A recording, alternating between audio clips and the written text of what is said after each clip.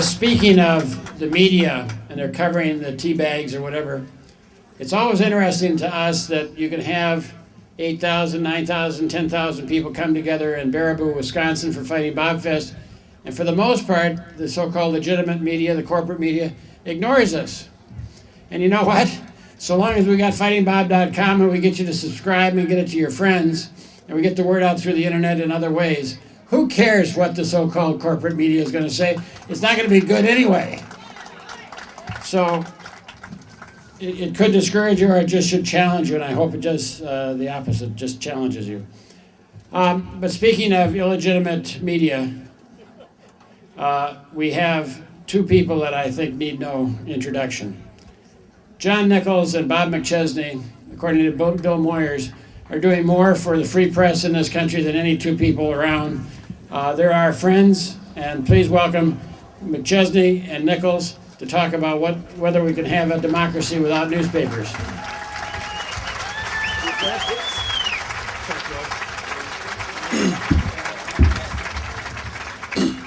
Well, thank you, Ed, for that generous introduction. I'm McChesney, if you don't know. Nichols will come up after me. We're going to go sequentially. We tried giving a talk once where we alternated sentences, and it was a complete fiasco. I couldn't shut Nichols up.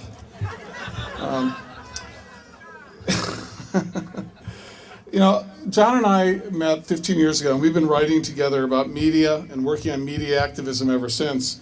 And we helped form a group called Free Press, some of you might be familiar with, 8 years ago, or 7 years ago. And when we started Free Press and we said media policy needs to be an issue in America, a lot of people, thought we were deranged. They thought, no one's going to care about an issue like media. Who controls the media? There are so many more pressing issues in people's lives. There are so many more pressing issues in people's lives that if you try to make media an issue, no one will pay any attention to you. No one will really care. And I think what we showed them was that wasn't the case. We started in 2002. We were told it wouldn't work.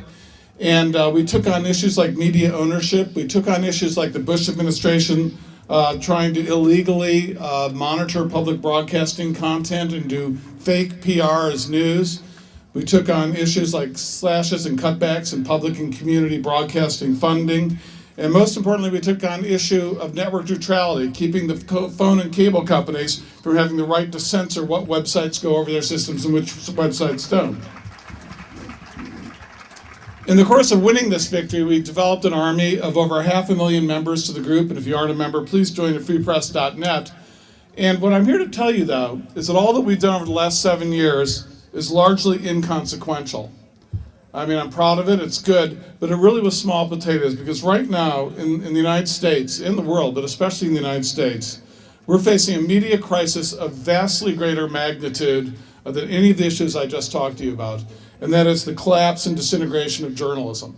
The free fall, collapse, and disintegration of journalism in the United States today.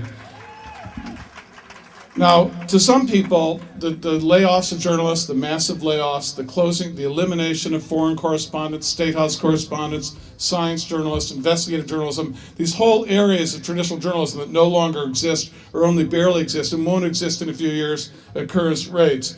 To some people, they say, well, that's just the internet.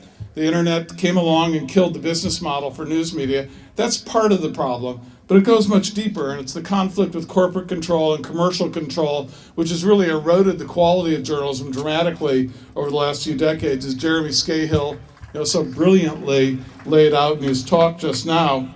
We see the results in issue after issue as we look around at this crisis in journalism, where you have fewer and fewer journalists covering things, and those that do cover it have such weak standards. They take the lies of the Glenn Becks of the world, the paid-for propaganda of the insurance industry, of the finance industry, and it's presented uncritically as legitimate news, as one side of the story, if not the entire story, and it becomes much closer to propaganda than journalism. So that's the crisis we face. And most people presented to say, well, what can we do about it? Because what's happened is the corporate community, the business community is jumping ship. They've decided journalism isn't a profitable venture anymore, and they're getting out. The advertising that supported journalism is leaving. It's leaving rapidly. And what sticks around won't be enough to support the caliber of journalism we've had until now. So we're left with a dilemma. Are we going to have journalism society, and where is it going to come from? And what's clear to me is that it's not going to come if we sit around waiting for the market to recreate it. Journalism is a public good. It's simply something that isn't going to be supported by the market. No matter how competitive it is, no matter how free it is, the market only supported journalism for the last 150 years because it had advertising. Advertising's leaving, the money's not there, and we have to look somewhere else to find an answer. And you know, there's a very interesting place we can look to find the answer. It isn't Sweden, it isn't Norway, it isn't France, it isn't Venezuela, it's the United States of America. Because in our own history, it wasn't always profitable to publish newspapers. In our own history, we would have very little journalism for the first 75 years of American history if we relied on the market. If the founders of this republic sat around and said, gee, let's just hope some rich guys can make money publishing newspapers, then we can have a free press, we would have never had a free press, we would have never had a self-governing society. Instead, what the founders did is implemented extraordinarily huge subsidies, postal and printing subsidies, to spawn the richest press system in the world by far in the first 75 years of our country's history. And that press system was the basis upon which our democracy was built. And I've done the math, and if you took the amount of money in current dollars that subsidy by the federal government was of newspapers in that era, it was roughly $30 billion in current dollars, federal subsidy of journalism. That's actually the same amount of money that they spend in Norway and Sweden per capita subsidizing journalism through public broadcasting, to supporting competing newspapers, independent newsrooms. We have to go back to our roots to find a real solution, because the alternative, if we don't come up with real solutions that involve public subsidies of independent media with no government censorship or control, just like the founders did, the alternative is a nightmare we cannot consider. A world where, if you think the last month of right-wing propaganda on the internet, flooding the airways, being taken seriously has been a nightmare, this is going to look like a golden age in 10 years if we don't have credible journalism.